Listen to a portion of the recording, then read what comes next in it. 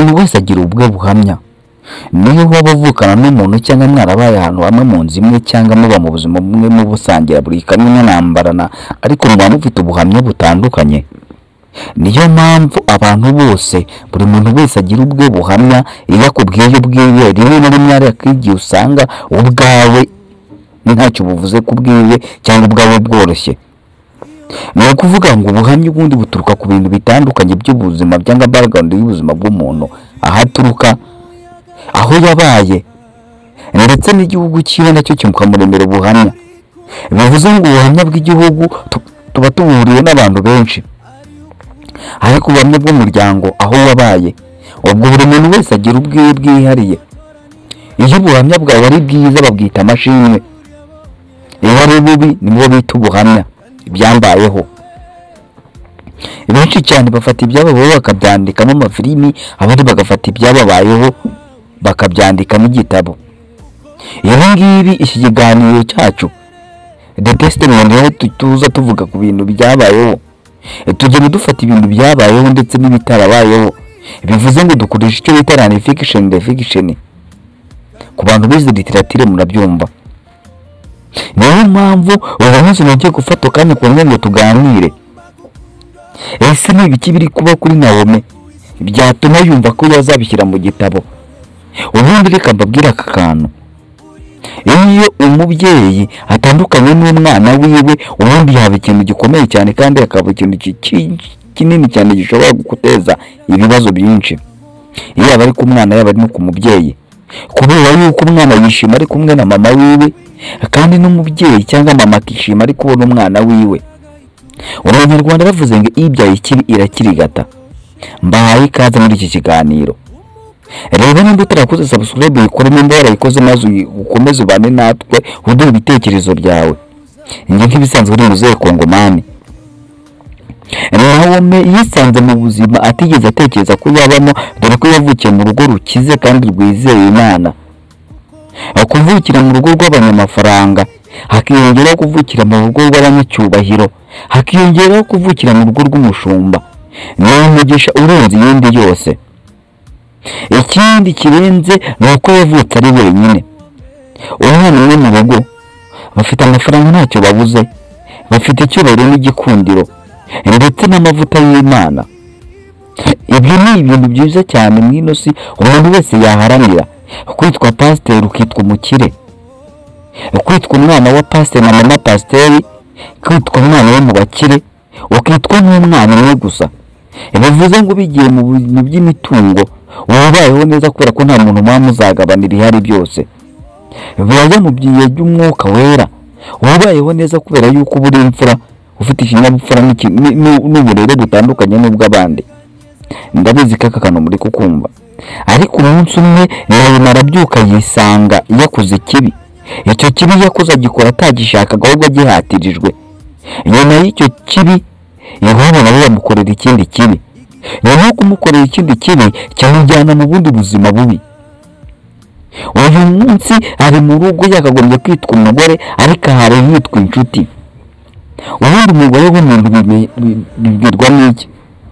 Umugore wawe ni uko aba yarakubyariye umwana cyangwa agutwitiye, cyangwa mubanye mu nzu n'imwitwa umugore n'umugabo, musangiye uburiri, ishuka, musangiye ikiyiko, musangiye tabe, musangiye dushe, ibintu byinshi cyane bisangiye.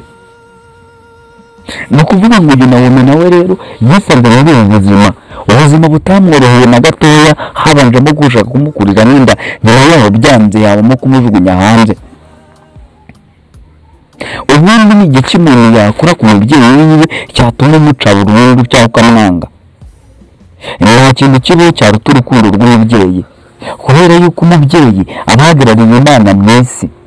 Utekereza kuba mama wawe cyangwa papa wawe baguta, niyo nuko bumvishije Satani mu ijuru bamujugunye bakamujugunya mu isi. Buriya yari icyo yakoze ni kibi cyane, cyari gikoze cyari gitumye atandukana n'umubyeyi wiwe. Kandi ubuzima bwiwe yaje kubamo, yaje kubuza abandi bantu amahoro. Kubera yuko nawe bayamubujije, umutima wiwe uracyamurya, uracyamukorera byinshi bibi cyane bimwereka yuko nawe nta muntu agomba guha amahoro. Niyo mpamvu natwe tuba mu isi tubabaye, ubundi ntabwo Imana ijya kurema umuntu muri poroje yayo yari yarashyizemo ko umuntu azababara, ko umuntu azaribwa n'inzara. Ariko Satani akimara kugera mu isi, umuntu atangiye kuribwa n'inzara, umuntu atangira gukora cyane, umuntu atangira kubyara ababaye, umuntu atangira gukora ibyaha bitandukanye harimo kwica, ubugome n'ibindi bintu bitandukanye cyane. Ubundi ubwicanyi mu isi bwatangiye ku mugabo bita Kayini, ubwo yicaga muri umuna wiwe. Niyo mpamvu ujya wumva bavuga yuko ishyari ari ishuri rya nyuma rijyana ku burozi cyangwa rijyana ku mwicanyi. Iyo yageze ishyari ry'uko muri umuna wiwe Abeli yagiye agatura igitambo kizima, maze Imana ikagikunda kurenza icyo Kayini yari yatanze. Ibyo rero ndabizi ko mubizi no kundusha. Icyo gihe rero yatangiye gurushya abantu kubera yuko n'ubwicanyi bwatangiye, abantu batangira kubaho nabi, batangira kubaho nk'inyamaswa. Uwo mama nawe rero umutima wiwe uraboshye cyane bitewe n'uko umwana wiwe dore ko nawe yatangiye gukora ibintu bitandukanye cyane. Uburyo nta muntu wagira amahoro uba ari hanze atazi ahantu ari. Urakurya ugasigaza, ukaryama ugasinzira ufite ugutekera. Ariko umwana wiyandagaye mu muhanda, noneho ampulisi ari n'umukobwa, kandi si n'umukobwa gusa, ari umukobwa utwite. Murabizi umumama utwite aba akeneye kwitabwaho kugira ngo azavuka ameze neza, azishimye, afite ibyishimo, afite umunezero, afite ndetse n'imikorere mizima, ndetse n'ubwenge buzima, atekereza neza. Rero mpamvu n'umumama akurikije uko ibise byamuriye ku mukobwa wiwe, nawe yakora icyo ari cyo cyose kugira ngo adatandukana. Reka mbabwire aka kantu, sinzi nimba wari ukazi. Ubundi mu nyamaswa z'inka tuzi intare, ariko intare burya intare y'ingabo ntabwo irinda abana nk'umugore. Ingore niyo irwanira abana bayo. Akenshi na kenshi bakunda kuvuga yuko iyo intare yamaze kubyara abana barenze umwe, ingabo bishobora kuzikicirwa ibyana byose igasigaza kimwe kugira ngo yigarurire iyo ngore. Iyo ngore niyo ijya guhigira abana kugira ngo babeho. Ariko iyo tugeze mu bantu usanga umugabo ari ujya guhigira urugo, umugore agasigara mu rugo, agasigara arinda abana areba n'ibyo mu rugo. Rero uwo mutima w'uko umugore agomba gusigara mu rugo areba ibyo mu rugo akita no ku bana, niyo mpamvu ubu rero n'igikundiro cyinshi cyane kiza kuri mama. Ubu uzasanga umwana wese yirinda no nyuma cyane kurenza papa, kubera yuko papa atamubonera umwanya uhagije nk'uwo mama amubonera. Ikindi bonde y'amaraso umwana aba afitanye na mama itandukanye n'iy'umugabo, kubera yuko umwana akurira mu nda amara n'amezi 9, nyuma y'amezi 9 ugatera n'andi amezi 6 ari konka cyangwa umwaka. Bivuze ngo umwaka n'amezi 9 cyangwa imyaka 2, uwo mama abana n'umwana wiwe ahantu hose bari kumwe, uwo mwana arya ibivuye muri mama wiwe. Urumva ni ikintu gikomeye cyane cyatuma umubyeyi w'umumama ugifite umutima wo kurera atakicara mu nzu umwana we yari hanze yandagaye. Niyo mpamvu n'umumama yemeye kwahukana cyangwa yemeye kwambura icyubahiro cyose n'igitinyiro yari afite, akavuga ati reka nsohoke, nta mahoro mfite, sinabaho umwana wanjye, sinabaho umwana wanjye atari. Ubu ngubu nibwo atangiye guhumuka. Ese ni iyihe mpamvu, niki cyabaye cyatumye ajya gushakana n'umupasiteri? Reka mbabwire, iyo uri mu Mana neza abantu bose baragukunda ndetse ubona umugore ugukwiriye.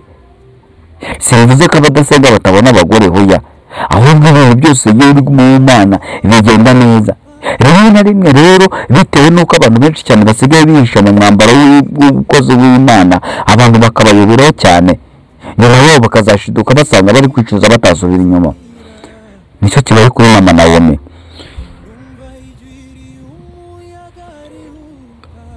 Mama Nawomi ari kubona ko urugo atakagombye kuba yarushatse no kubera ko ntabwo yigeze arugiraho ijambo, ariko impamvu atigeze arugiraho ijambo, uwo mugabo yafashe ibidakunda gufatwa, abona ko ibyo abona ari byo byakagombye gukora n'ibyifuzo byiwe. Ntabwo umwana akagombye kuba yaramwirukanye, ngo akagombye kuba ahubwo avuga ngo umwana wanjye guma hafi yanjye, dukore cyangwa dukorere Imana. Ikikosa wakoze ndikubabarire n'Imana ikubabarire usubire mu murongo.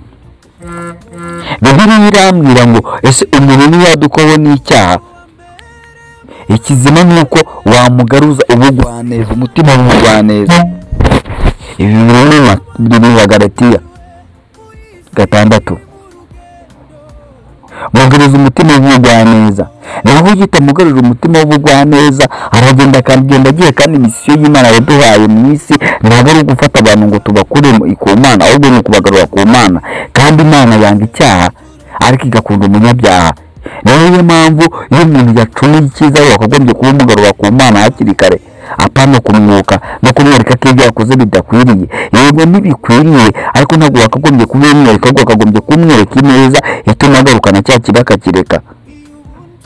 No kumwereka ukamujyana burundu akahita agenda agapfa.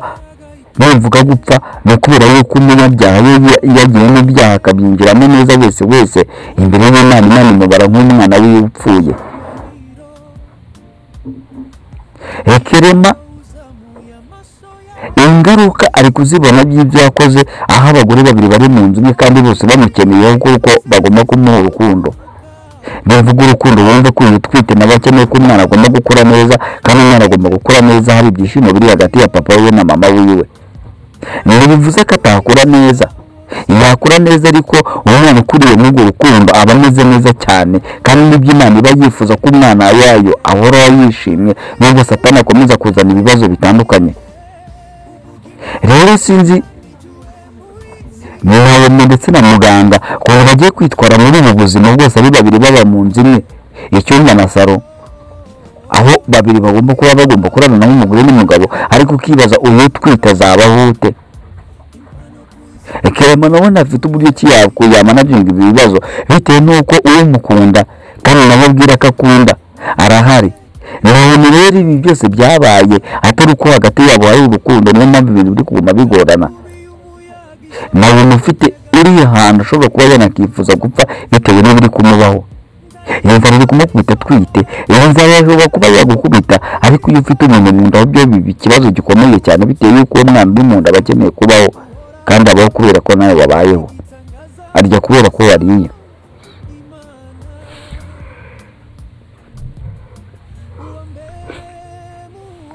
Niyo mpamvu Mahira niyo mubabaro afite, yatangiye kujya abwira Kerema amubwira amagambo akakaye cyane n'imigani ikomeye cyane. Aya marira ya Nawomi rero yazagera igihe kimwe ahugira ikibazo cyane gikomeye cyane. Ubu si gihari iki kibazo Kerema gifitiye umuti. Nawe kwicarana abagore bose uko ari babiri kandi bita abagore, yaba ari uyu bakunda bose basanzwe baryamana, yaba ari n'uyu mutwitiye umwana, maze bakabiganira, bamara kubiganira bakavugana icyo bagomba gukora, bakabungabunga Nawomi, bakamufata neza, bakamurerera neza umwana. Noneho Nawomi yazabyara akava muri ubwo buzima bwabo akigendera. Ibyo byaba byiza, dore ko igihe cyaba gishize cyaba kimaze gushira, Nawomi yamaze kubona uburyo bwo kwisugana nakibeshaho.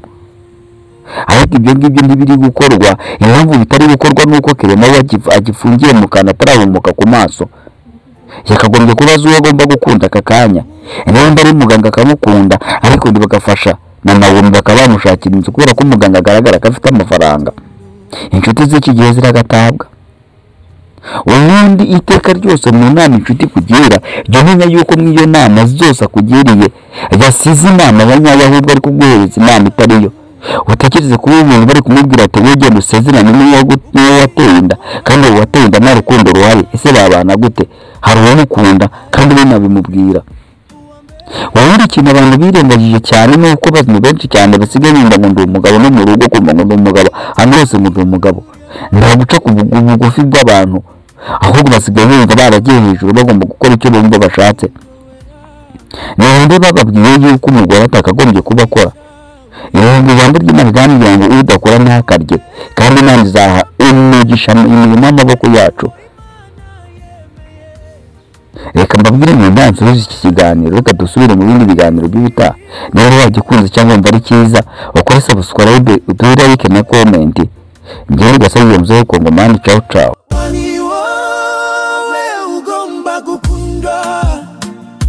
Impano kuisi iturutse mu ijuru ryo hejuru, uri umwe, ni wowe, ni wawe ukwiye gukundwa. Intambwe yose utera irasubiramo, iyo ubuntu isi irashobora kwihisha, imbaraga ituje umuriro boro